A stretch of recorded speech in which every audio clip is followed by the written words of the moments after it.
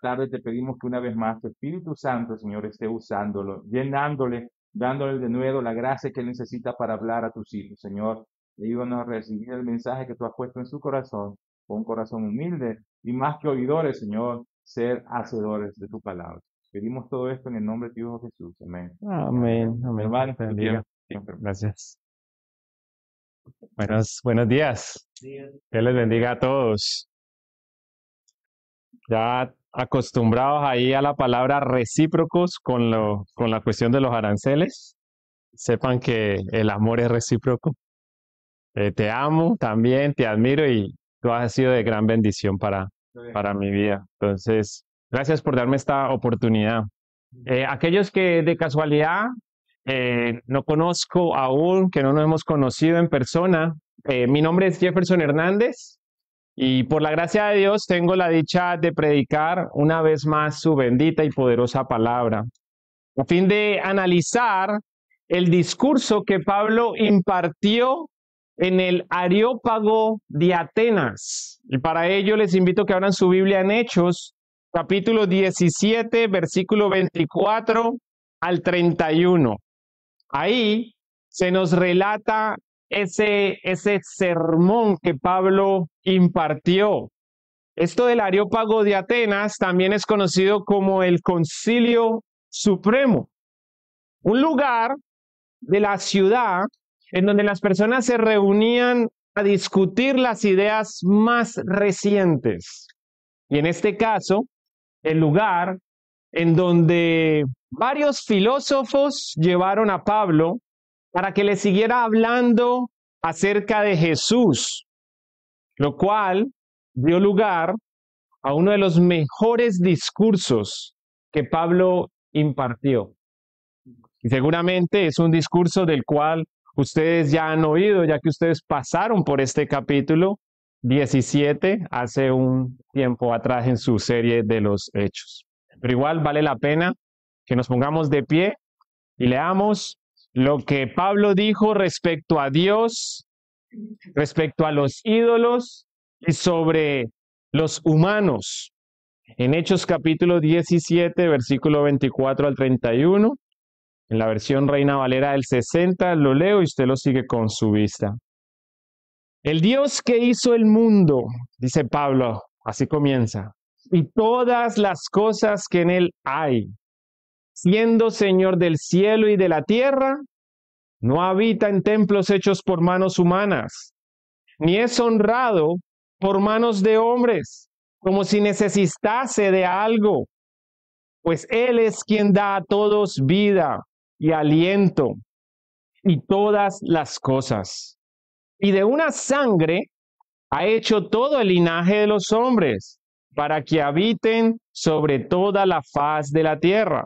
Y les ha prefijado el orden de los tiempos y los límites de su habitación, para que busquen a Dios, si en alguna manera, palpando, puedan hallarle, aunque ciertamente no está lejos de cada uno de nosotros. Porque en Él vivimos y nos movemos y somos, como algunos de vuestros propios poetas también han dicho, porque linaje suyo somos. Siendo pues linaje de Dios, no debemos pensar que la divinidad sea semejante a oro o plata o piedras, escultura de arte y de imaginación de hombres.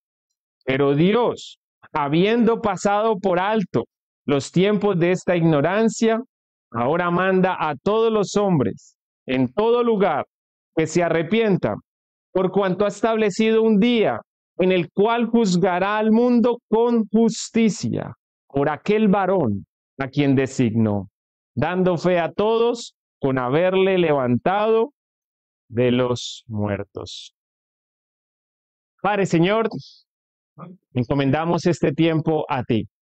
Te ruego, Señor, que mientras tu siervo habla, tú prepare los corazones, las mentes y la voluntad de todos los que oyen, para que así sean edificados, Señor. Aquellos que aún no han rendido su vida a Cristo, Señor, prepáralos para que sean salvos. Y Señor, que mientras tu siervo es usado y tu pueblo edificado, tú seas glorificado por todo lo que hacemos, decimos. Esto te lo pido en el nombre de Jesús. Amén. Bien, puedan, tomen asiento. Como pueden observar, Pablo aprovechó ese instante en que los filósofos le llevaron a ese lugar para discutir esta nueva idea. Pablo aprovechó ese instante para impartir un discurso magistral sobre Dios, los ídolos y los humanos, a fin de dialogar con los atenienses respecto a la autoridad suprema y el dominio absoluto que Dios ejerce sobre todo y sobre todos. En pocas palabras, Pablo les habló acerca de la supremacía del Señor, quien hizo, como dice el versículo, el mundo y todas las cosas que hay en él. De acuerdo a la mitología griega, el universo no fue creado por un solo Dios, como declaró Pablo en el versículo 24, sino, según ellos, que fue por varios dioses y diosas, que al final de todo se repartieron el señorío del mundo entre sí. De hecho, si alguna vez ha leído la Ilíada y la Odisea de Homero o la Teogonía de Hesiodo, recordarán que de acuerdo a estas obras literarias, Gaia era la diosa de la tierra, Urano el dios del cielo, Apolo el dios del sol, Poseidón el dios del mar y así sucesivamente. De ahí porque Pablo inició su discurso de esa manera, a fin de enseñarle a los atenienses quién es el creador y quién es el dueño de todo, de todas las cosas y del mundo. Pero además de eso, también quería aclararles que nuestro Dios es, como dice el versículo 25, quien da a todos vida y aliento y todas las demás cosas que nosotros necesitamos para existir. En pocas palabras, Dios es quien nos creó y a la vez quien nos gobierna y nos sustenta. Sin embargo, como ustedes saben, es evidente que no todos tienen ese concepto, ni esa percepción acerca de Dios. Cuando piensan en quién los creó, cada uno tiene una versión distinta, dependiendo de la persona con la que usted esté hablando. Cuando se habla de quién les gobierna, si es que no se están gobernando a sí mismos, es Dios quien está gobernando sus vidas y sus estilos de vida hablan de ello. Y de quién los sustenta, muchos dan por sentado o dan por hecho que son ellos los que se sustentan a sí mismos porque ellos son los que trabajan, dicen algunos de ellos, olvidando así que es el Señor quien da la vida, quien da el aliento. Estos pensamientos nos muestra lo que dijo Pablo en Romanos capítulo 1, versículo 21 al 23.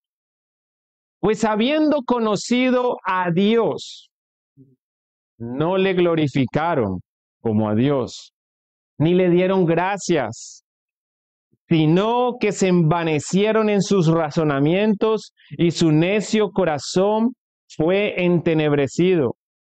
Profesando ser sabios, se hicieron necios y cambiaron la gloria del Dios incorruptible en semejanza de imagen de hombre corruptible, de aves, de cuadrúpedos y de reptiles. Y por ende, como dijo Dios mismo en Isaías capítulo 44, versículo 13 al 17, el carpintero extiende la regla, los señala con almagre, la obra con los cepillos, le da figura con el compás, lo hace en forma de varón, a semejanza del hombre hermoso, a tenerlo en casa. Corta cedros y toma cipres y encina que crecen en los árboles del bosque. Planta pino, crece con la lluvia. De él se sirve luego el hombre para quemar y toma de ellos para calentar. Enciende también el horno y cuece panes. Hace además un dios de esa misma madera. Hace un dios y lo adora. Fabrica un ídolo y se arrodilla delante de él. Parte del leño quema en el fuego, con parte de él come carne, prepara un asado y se sacía, después se calienta y dice, oh, me he calentado, he visto el fuego, y hace del sobrante un dios, un ídolo suyo, se postra delante de él, lo adora y le ruega diciendo, líbrame, porque mi Dios eres tú. Esa es la realidad de muchos. Y de seguro de muchos, fue la realidad de muchos de los que estamos acá. Cuando le rendíamos culto, adoración, reverencia a piezas, materia, que hombres habían hecho en forma de hombres. Estábamos alejados de Dios. En pocas palabras, en lugar de acudir a Dios, los humanos nos hemos alejado de Él y del propósito que Él tiene para las naciones. Pues de acuerdo al versículo 7, su propósito jamás fue que viviéramos, nos moviéramos y existiéramos alejados e independientes de Él, sino más bien que todos le busquen. Pues el versículo 27, que todos les busquen, si en alguna manera palpando puedan hallarle, aunque ciertamente no está lejos de uno de, presta atención a eso, lo que la palabra de Dios está declarando es que Dios siempre está cerca, pero hay ocasiones en las que nosotros sentimos que Él está lejos, que Él nos abandonó. Y ese sentimiento, ¿sabe de dónde surge? No de que Dios se ha alejado de ti, de que tú te alejaste de Dios. Y lo que el Señor quiere, y lo que Pablo intentaba enseñarle a estos atenienses, es de que el Señor está presente, no en esos ídolos que la gente estaba creando, sino que Él estaba aquí debido a su omnipresencia, a fin de que las personas le busquen. ¿Por qué? Dice el versículo 28, porque en Él vivimos. Sin Dios no hay vida. Sí. Esto de que dicen, oh no, es que yo quiero vivir la vida loca, eso no es vivir. Vivir alejado de Dios no es vivir, es una miseria. Porque en Él vivimos, en Él nos movemos. Es que yo quiero hacer las cosas a mi manera. Eso es camino a la destrucción. Es mejor a la manera de Dios, el camino de Dios, seguro. En Él somos. Es en Él que existimos. Es en Él en quien encontramos una verdadera identidad. ¿Usted no ha visto que vivimos en un mundo donde todo el mundo quiere ser otro y aún ese otro quiere ser alguien más? Pero qué lindo es cuando encontramos nuestra identidad en Cristo y lo único que anhelamos es ser como Él, aquel que es la imagen visible del Dios invisible. Sí, Señor. En Él vivimos y nos movemos y somos y por lo tanto, como dice el versículo 29, ya que somos linaje de Dios, ya que Él es nuestro creador y de una sangre, o sea, de Adán y Eva, creó todas las personas, dio lugar a todas las personas que existen, lo cual nos brinda ahora una dignidad. Nosotros tenemos dignidad y debemos darnos respeto el uno al otro debido a la imagen y semejanza que Dios plasmó en cada uno de nosotros. Pablo, reconociendo que todos somos linajes de Dios, dice, ya que somos linaje de Dios, no debemos pensar que la divinidad, o sea, la esencia divina de Dios, sea semejante a oro. Recuerden, algunos de los ídolos los hacían en oro, o plata, o piedra, escultura de arte y de imaginación de hombres. ¿Saben por qué Pablo les está diciendo esto? Porque independiente de lo fino que sea una estatua o de lo grande y hermoso que sea un templo, no hay nada que pueda sustituir o contener a Dios. Sí, Señor. Nada. Como dijo Salomón en Primero de Reyes, capítulo 8, versículo 27, ni siquiera los cielos o los cielos de los cielos pueden contenerle. De ahí porque Pablo dijo a los atenienses que Dios no vive en templos hechos por hombres, ni es servido por manos humanas. Pues a diferencia de los ídolos que necesitan que alguien los haga, y a diferencia de nosotros que necesitamos a Dios para vivir, para movernos y para ser, para existir, el creador y Señor de todo lo que hay no tiene ninguna necesidad. Así como oyen, Dios no necesita de nada ni de nadie para existir.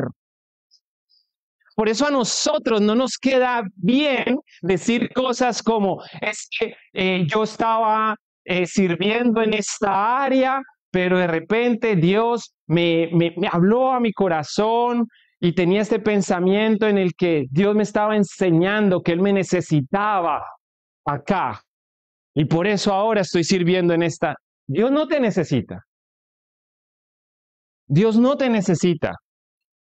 Donde tú estás, lo que seas, cómo te muevas, lo que hagas, es por la gracia de Dios. Hermanos, como dirían los eruditos, Dios es autoexistente y al mismo tiempo autosuficiente. Esto es un atributo que ha sido catalogado como la aceidad divina. Con eso en mente, debo aclarar que la intención del Pablo al destacar la supremacía de Dios y la aceidad de Dios no era burlarse de las extrañas creencias que tenían los atenienses o para despreciarlos por su ignorancia acerca de Dios. Esa no era la intención de Pablo. Pues basta que leamos los versículos 30 y 31 para darnos cuenta que su única intención era hablarles con franqueza sobre Dios para que vieran cuán lejos y cuán necesitados estaban de Él. De modo que se arrepintieran y volvieran a su Creador antes de que fueran justamente condenados por el mismo que misericordiosamente se ofrece para salvarnos. Hermanos, cuando pensemos en Jesús, si bien es cierto, Él para ser el Cordero sin mancha, aquel corderito que no abrió su boca cuando lo estaban llevando al matadero, esto es la cruz, es el mismo que regresará como león. Aquel que vino como siervo es ahora y regresará como rey. Y no cualquier rey, rey de reyes y señor de señores. Hermanos, pero al mismo tiempo piensen que el mismo que se ofrece a abogar para salvar es el mismo que va a condenar y va a servir de juez. Eso es lo que Pablo les está diciendo ahí. Les dice, pues habiendo pasado por alto los tiempos de esta ignorancia, ahora manda a todos los hombres en todo lugar que se arrepientan. ¿Por qué? Por cuanto ha establecido un día en el cual juzgará al mundo con justicia por aquel varón a quien designó, dando fe a todos por haberles levantado de los muertos. ¿Y quién fue el que fue levantado entre los muertos? Jesucristo. Aquí yo quiero hacer una pequeña pausa, porque claramente Pablo está diciendo que el llamado al arrepentimiento no es para un grupo en particular. Porque a veces pensamos que los que necesitan arrepentirse son aquellas personas que se portan muy mal. Son aquellas personas que cometen pecados escandalosos. Entonces, si tú no eres prostituta, si tú no eres borracho, si tú no eres drogadicto, si tú no eres un asesino, entonces tú vienes y dices algo como, es que yo no mato, yo no robo, yo no le hago daño a nadie. Pero mi querido amigo, mi querida amiga, no es así. Porque no es por la dimensión ni por lo escandaloso que sea tu pecado o el mío. Es a causa de aquel en contra de quien pecamos. Nosotros hemos pecado contra Dios, un Dios santo y justo. Y debido a esto, es justo que Él condene al culpable. Y que lo condene con severidad. En un infierno en donde el sufrimiento es eterno. Y usted dirá, ¿pero por qué eterno? ¿No se le está yendo la mano? Hermanos, tome en cuenta que el ser en contra de quien estamos pecando es un ser eterno y por ende las consecuencias de nuestro pecado ameritan consecuencias eternas. Usted dirá, ¿pero qué de aquellos que no han oído el Evangelio? Porque ahí claramente se nos dice que esto no es para un... Y en ese sentido, la idea es que es para los pecadores. Independiente de cuál escandaloso sea su pecado, es para todos. Pero noten lo que Pablo añade. Dios, habiendo pasado por alto los tiempos de esta ignorancia, ahora manda, no es una sugerencia, es un mandato de Dios. Ahora manda a todos los hombres, a toda la humanidad, religiosos e irreligiosos. ¿De Estados Unidos?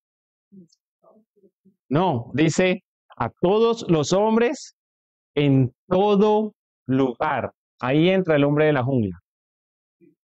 Y alguien podría pensar, pero qué severo es Dios. ¿Cómo va a mandar al infierno a esta persona que nunca oyó el Evangelio? Mis hermanos, sería severo si Dios lo estuviera condenando por oír el Evangelio o no. Porque lo estaría condenando por algo que Él no le dio la oportunidad de.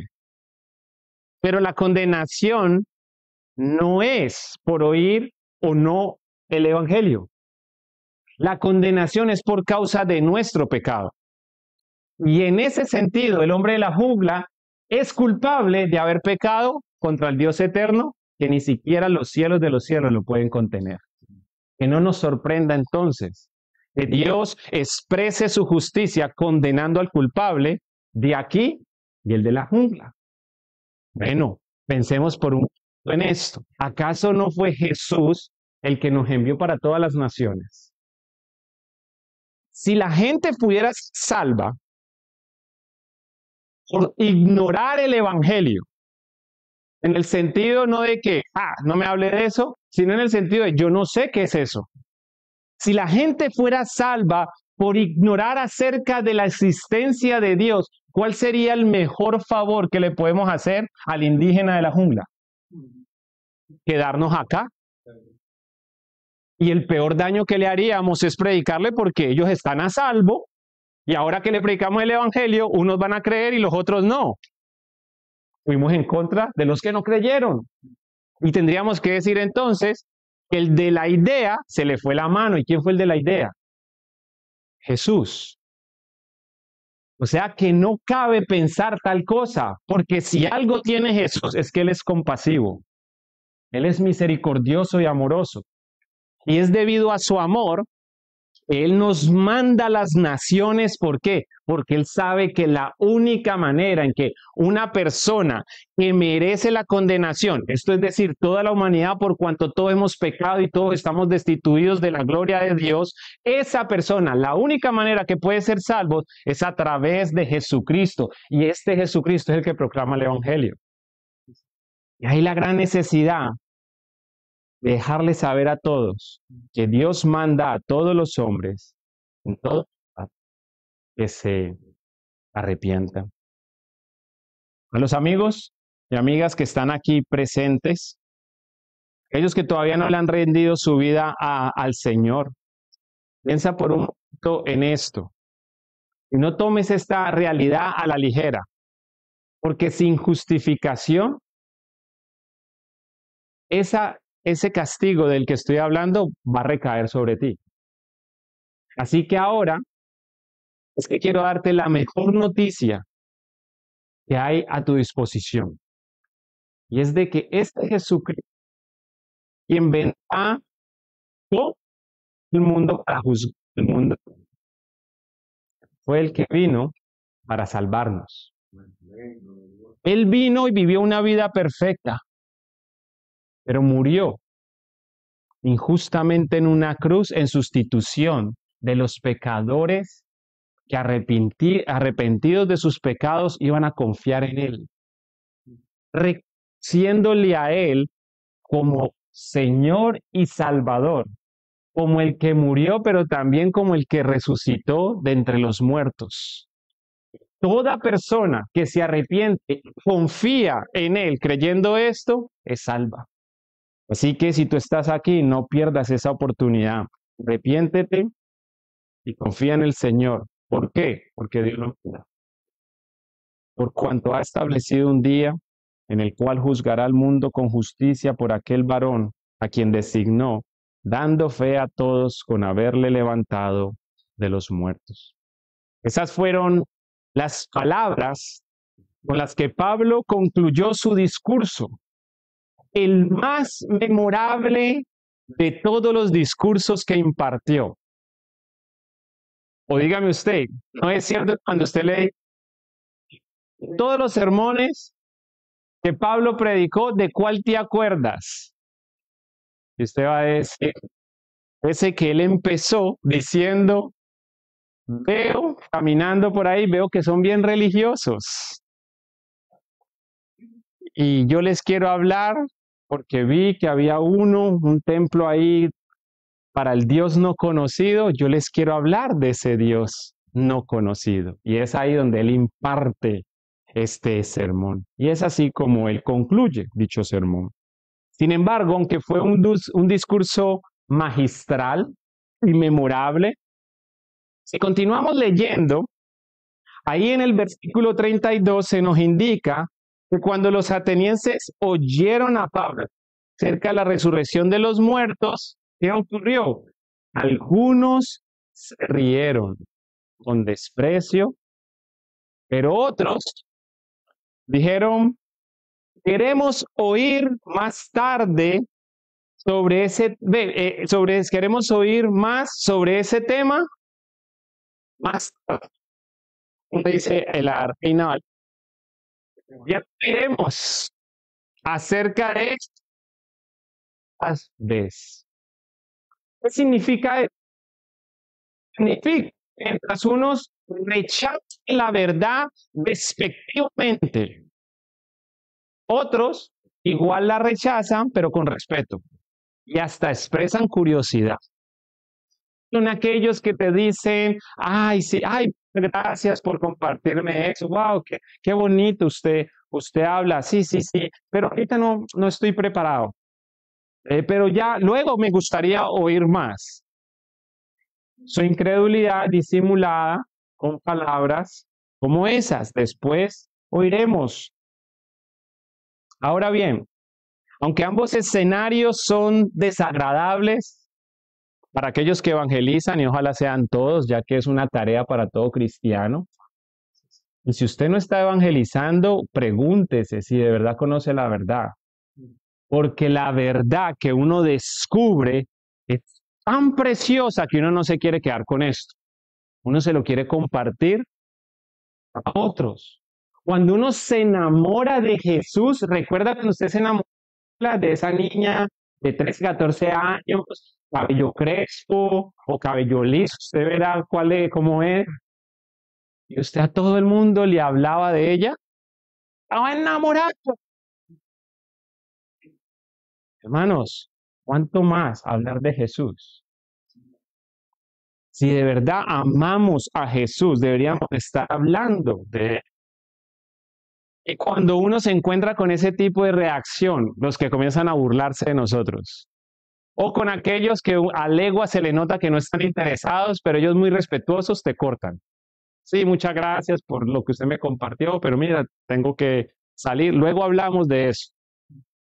Aunque ambas escenarios son desagradables, el versículo 34 nos enseña que no todos responderán así.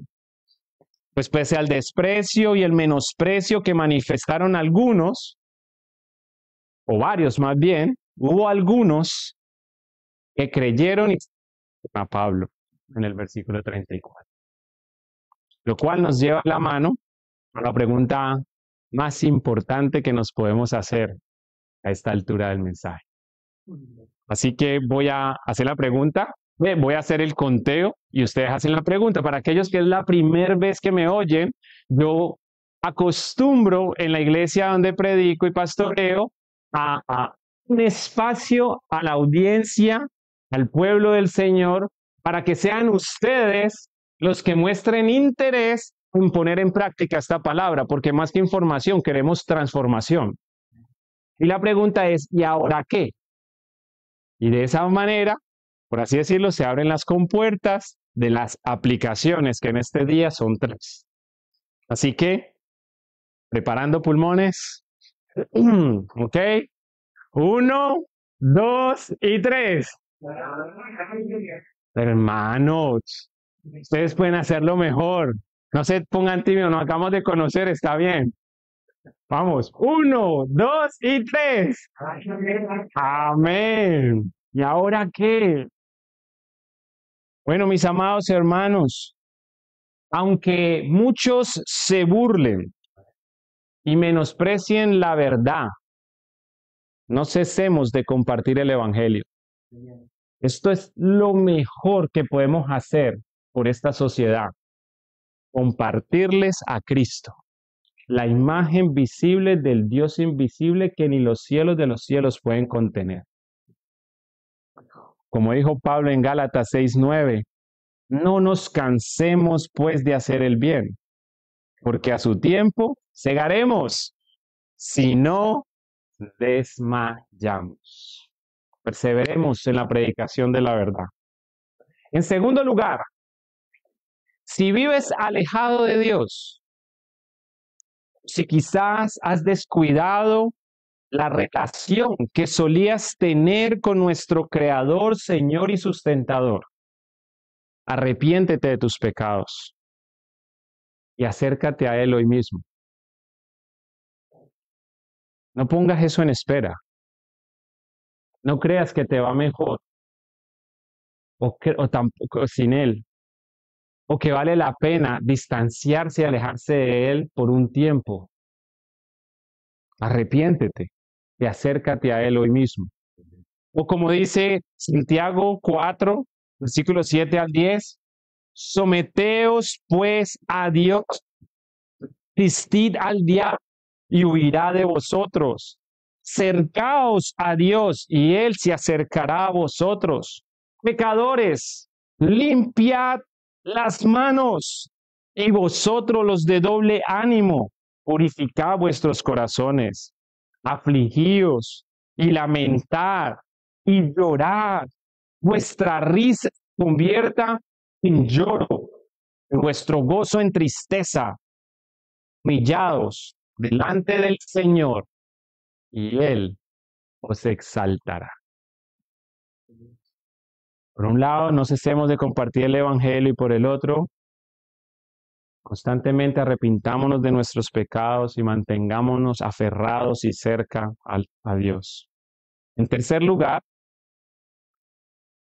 y si gusta puede buscar Primera de Crónicas, capítulo 29, 11 al 12, aunque creo que en la pantalla también va a aparecer. Dado que Dios posee autoridad suprema, ¿recuerdan que mencioné eso? Y también dominio absoluto sobre todo y sobre todos. Quiero invitarlos a que recitemos juntos las bellas palabras que pronunció el rey David en el texto que les invité a buscar. Primero de Crónicas, capítulo 29, versículo 11 al 12, y vamos a recitarlo juntos. Tuya es, oh Jehová, la magnificencia y el poder, la gloria, la victoria y el honor, porque todas las cosas que están en los cielos y en la tierra son tuyas.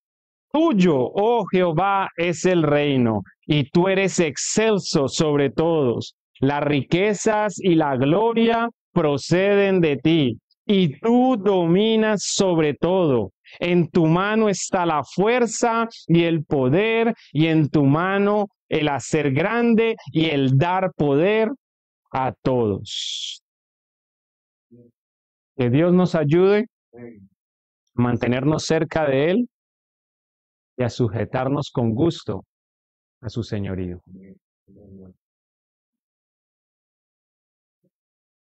Padre Señor, damos gracias por el Evangelio que nos da tanto la mala noticia de lo que nos espera si seguimos alejados de Dios, como la buena noticia de la venida de su Hijo, que fue el acercamiento de Dios a nosotros, ya que nadie busca a Dios, Él vino y nos buscó a nosotros.